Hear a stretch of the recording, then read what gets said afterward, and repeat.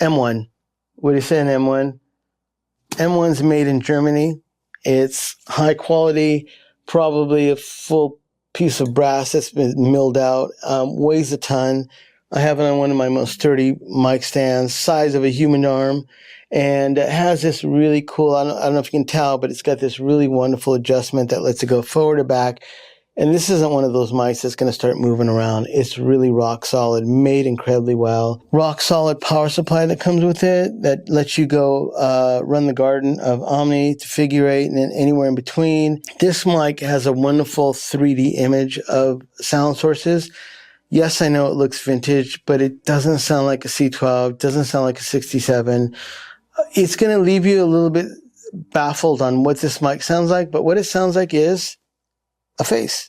If you put a face in front of this mic, it sounds like a face. Female, male, you know, it doesn't matter. This mic captures that, and I can speak on the highest level of my admiration and love for a mic. This mic fulfills that. I've used it for bass, drums, guitars, vocals, violins, and every time I use it, I just go, oh my God, I'm so grateful to be able to have made a record with this. Speaking of that, I had done a record where I was using this as a mono overhead. Most of the times I have this as a mono overhead. I think it was 4 or 5 songs into it. For whatever reason, we had to reset up. And that morning, I just, in the rush, didn't put up the Myberg, and I thought I'd be fine. As soon as the band tracked and like, oh my God, that's the take. And then I played it back. Like, oh my God, it's not going to sound the same like the other songs. It was my reminder of how great this mic was, because that 3D image of the previous song, I could not get it out of, I think I used a single dynamic. And I know they're different things, and it did work. It sounded cool. It sounded like an Elvis Costello record, but the Myberg is a winner. It's less than a fancy Neumann. You're definitely going to have to save some pennies to buy it, but I think if there's a desert island mic, or if you're going to buy one older style or looking tube mic that you want to fulfill your dreams of recording, the M1 100% has fulfilled mine. And I do appreciate Andrew letting us try this out, and I've had it for about 1.5 years and I love it. So that's the Myberg M1. On to the next one.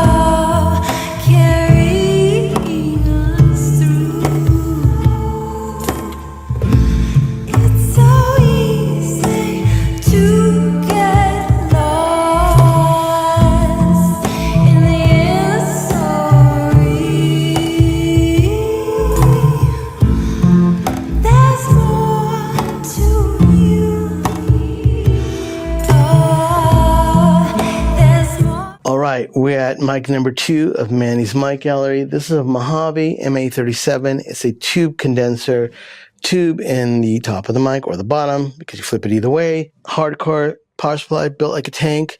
Has this cool big handle over here for a caveman like me to carry around, but I truly think its purpose is to protect the 5-pin mic cable that plugs in here, that powers the microphone in the tube.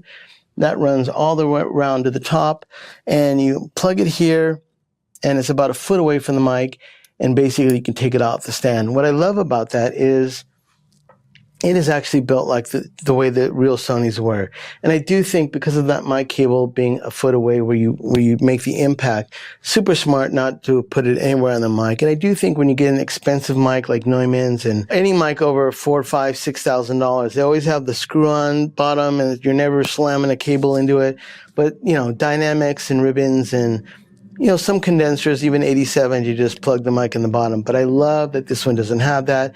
It's definitely in the spirit of the real Sony C37. In the back of it, there's a small portal that you put a Mojave screwdriver or any small screwdriver, make sure it fits. It seems sacrilegious to be putting a screwdriver to the back of the capsule, but it's made this way. It's true to Sony's, and there's a C and then an Omni little symbol, and you can go from cardioid to Omni. I use that all the time. Super useful for doing drums in Omni, or if I use it as an overhead, sometimes I put it in cardioid. For guitars and bass, you can just, any way you want it. I did a Hunt Sales episode where we cut one song. I use this on his lead vocals. I use it on his guitars, on the bass, on the drums. Even though in some of it on the drums were in conjunctions with other microphones, I leaned in this microphone because I really love it. It reminds me of my Altec 150s, which are a 1950s tube mic. This is the closest thing I've ever found that gives me that feeling of my Altec. So I think they got it right on that. The Sonys, the original ones, I had a pair, and I eventually sold them years ago. I know they were vintage, they were worth a lot.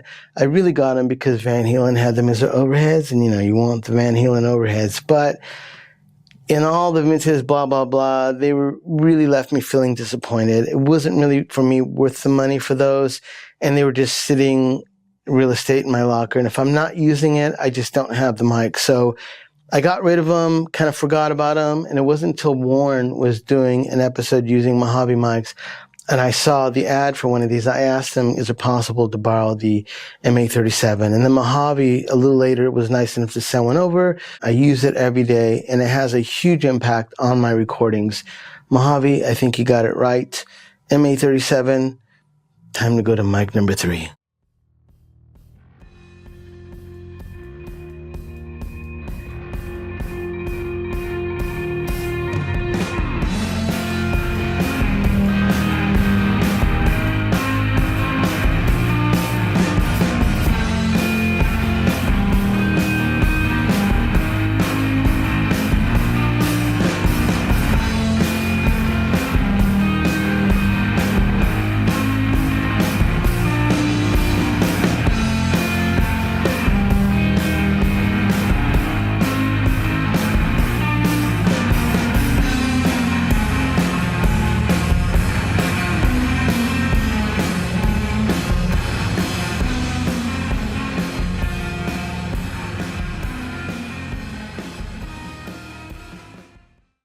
Mic number 3 from Manny's mic gallery is a Vanguard V44S.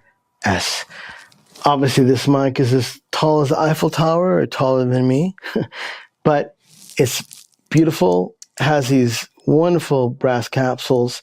The mic is stunning, not only in its look, but sonically inside. Whatever they did it right. Comes with this wonderful shock mount. It's just sturdy, works well. And this is a condenser, not a tube microphone, so there is no power supply needed, but it does come with this magic black box back here.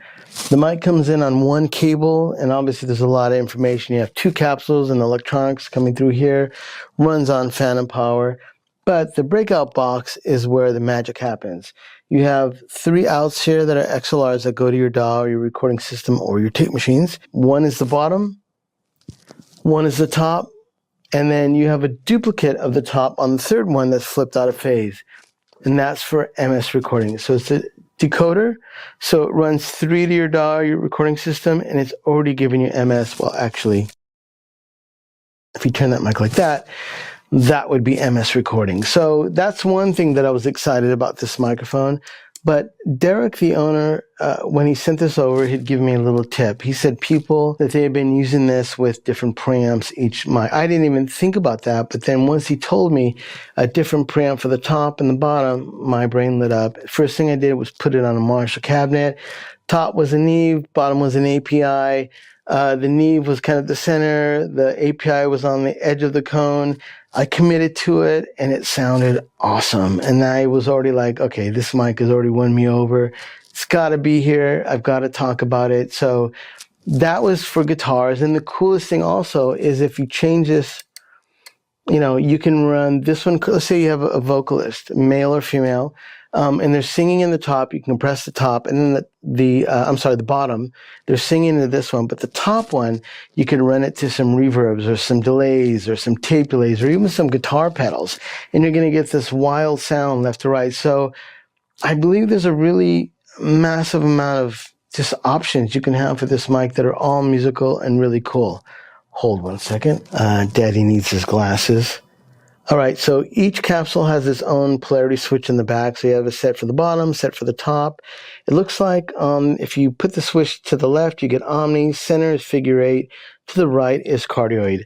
So that being said, you have another set of tools to use. For instance, you can put faces both forward. Maybe the top is omni, bottom's cardioid. You can make them both figure eight, turn it slightly, and then turn the mic around, and now you have a wonderful gang vocal room mic or in front of the drums. I actually tested them all ways, but when I faced them all forward on the drum set, I just loved it. It was just this huge drum sound. Flat, the cymbals were appropriate. Drums were loud. Second tier was the cymbals.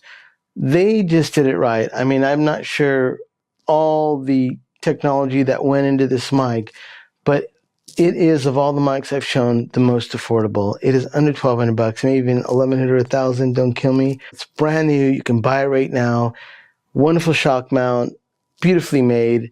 A plethora of options on this mic that is just a wonderful toolbox. And it's here because I love it and I wanted to share it with you. So anyways, mic number 3 is a winner. Totally inspiring microphone, and I can't wait to use it on more sessions and really get more creative with it. Vanguard, you did it. The V44S is a stealthy, super cool microphone. Mic number 4 coming up.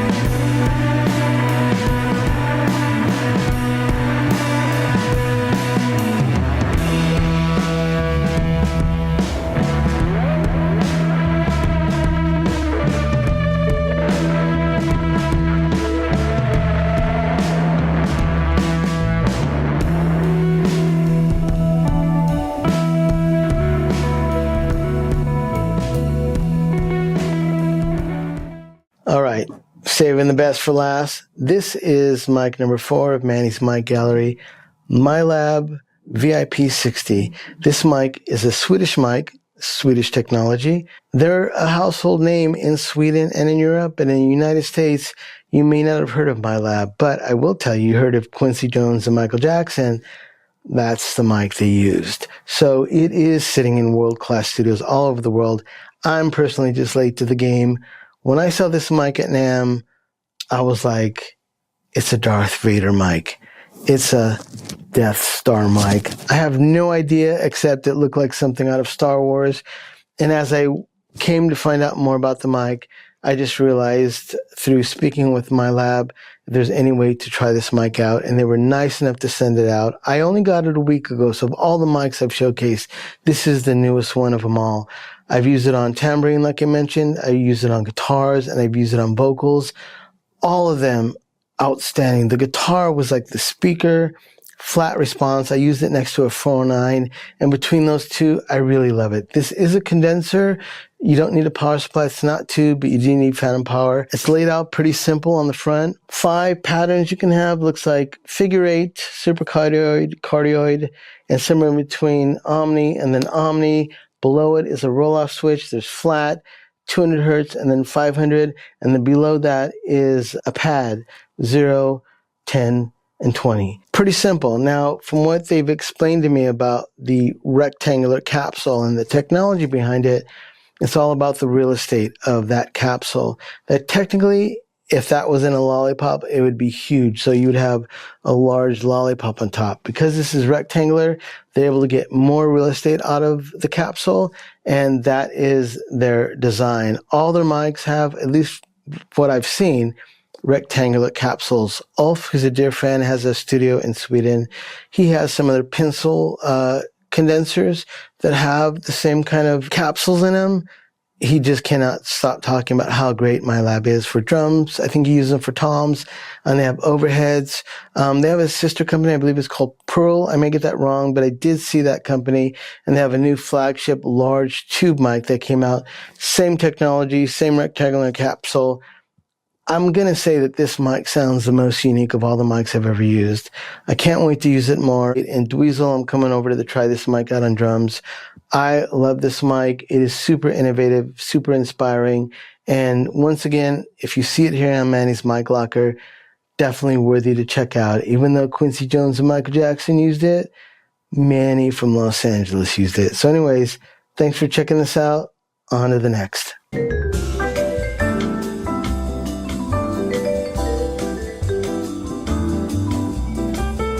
Hey guys, I'm Cole and I own a business called Colpix Vintage where I do repairs on ribbon and dynamic microphones. Manny asked me to come on and give just a quick pitch of my services. So if you need any help with any ribbons or dynamics, I work on a lot of AKG D12s, anything like that, any microphone that you need re-ribboned, I can help you out. Hopefully you enjoyed watching this video of Manny's Mic Locker. I'm certainly pumped to check out all the videos. And yeah, again, if you need any help with any microphone repairs, I'm here to help. You can go to my website, colpixvintage.com. Well, that's a wrap. Thank you so much for watching Manny's Mic Locker. Also, thank you Myberg, MyLab, Mojave, and Vanguard for letting me showcase their mics on this. Please leave a comment below for any mics that you'd like to see on future episodes. Also, anything you want to say, I'll try to answer your questions. Lastly, I'm in a band called the Chavez Ravine. I'm throwing it all out there. We're just pimping it. Thank you so much.